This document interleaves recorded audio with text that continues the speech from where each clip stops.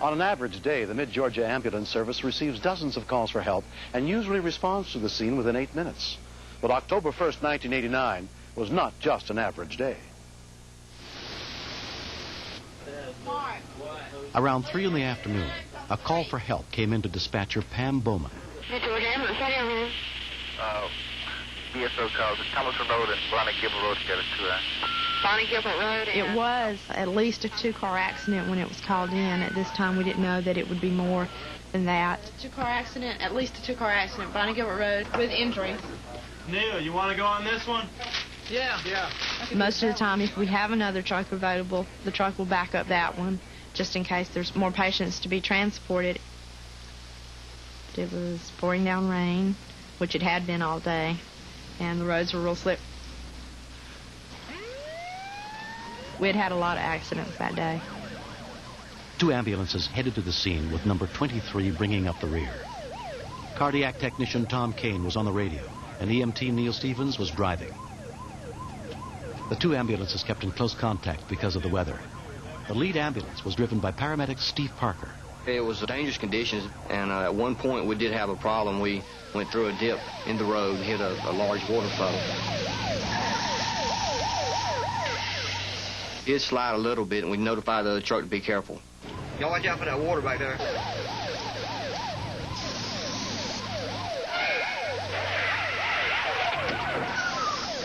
As they rounded a curve, the lead ambulance lost sight of number 23. 1 minute they're there, next minute they're not. I didn't really know what to think.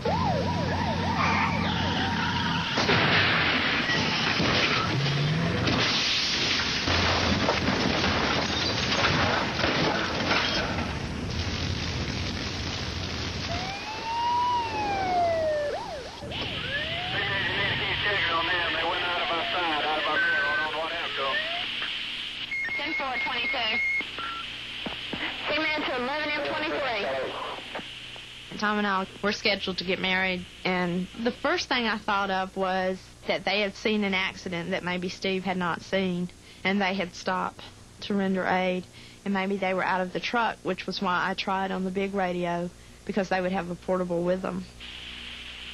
Seaman to 11M23. When they didn't answer on that, I don't know what went through except that something was wrong. The fire hydrant had ripped a hole in the ambulance's gas tank.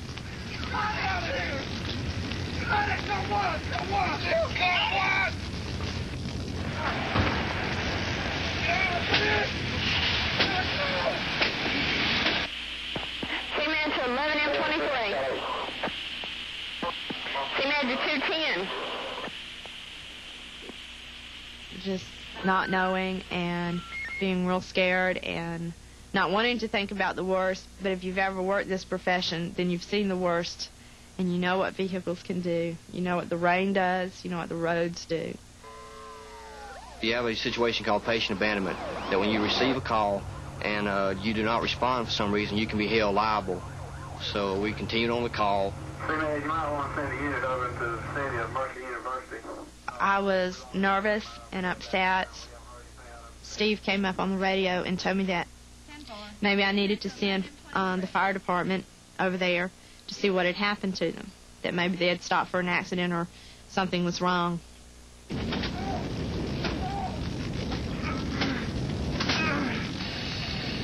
A Georgia Power Company troubleshooter on his way to work had seen the accident happen.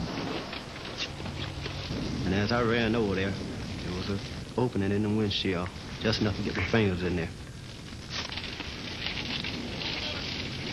He was a healthy guy, but just seemed like something just took over, just took control. The man finally managed to pull Tom out of the wreck, though Tom was twice his weight. I said to myself, there's no way I'm going back in there. And by that time, I was back in there.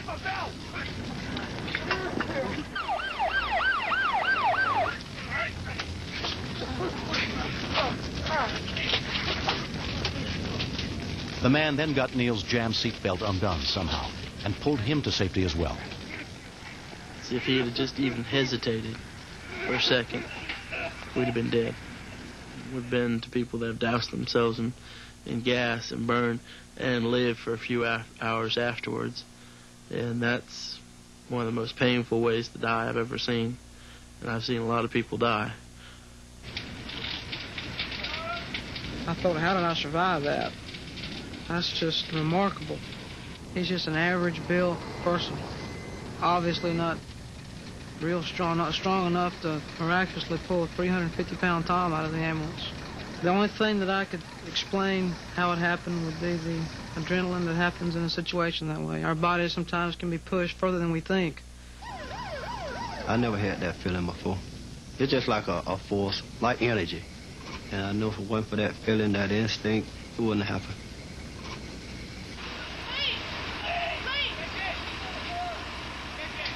If we hadn't gotten out in the next 10, 15 seconds, we'd be dead right now. We'd be 6 foot under.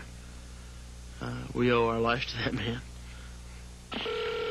Tom called in, and it was a real short conversation. I'm on a cellular phone at Macon Memorial Park. The ambulance is split, it's burned, we're out, we're okay. Macon Memorial?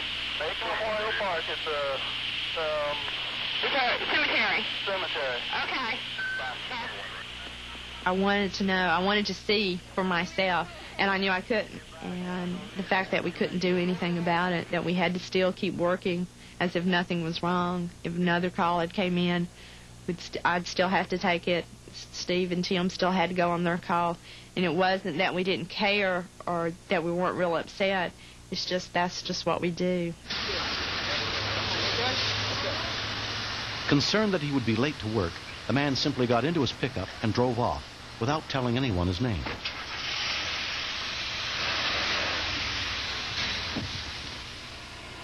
A few minutes later, I was asking people where he was, and somebody said, oh, he left. He's gone. And I turned around and said, but you don't understand. I got to go thank this man. He just saved my life.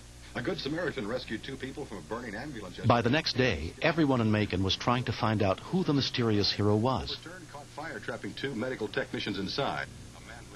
Dopey Thomas heard the news and knew they were looking for his co-worker, Norris Thomas. Safety from the burning vehicle. The man then vanished from the accident scene before anybody could get his name. Authorities are hoping this good Samaritan will come forward and identify himself. Norris is sort of a reserved type person, you know. Certainly I wouldn't, go in his privacy without talking to him. But Dopey wanted Norris to get the credit he deserved. It was just something that I did, and I just leave. I don't wait for him to come out and thank me for doing something like that. I just went ahead on and left. Good morning.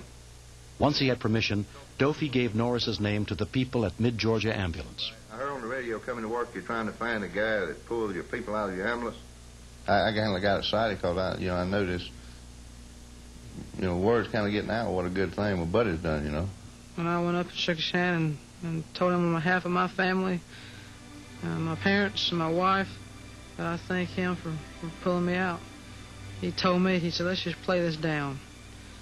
And I said, but Norris, what you did was out of the ordinary. I said, you saved my life. He said, Norris, you did a great thing. My job is to go out and save people's lives every chance I get. And he said, that's what you did. That's what you did for me.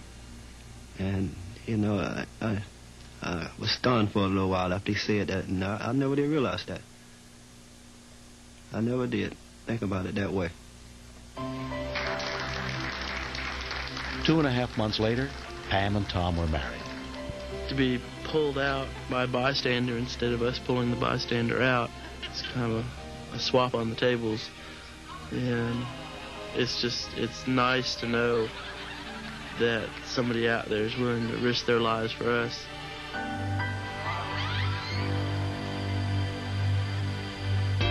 Next. I was losing the battle against time. My baby is slipping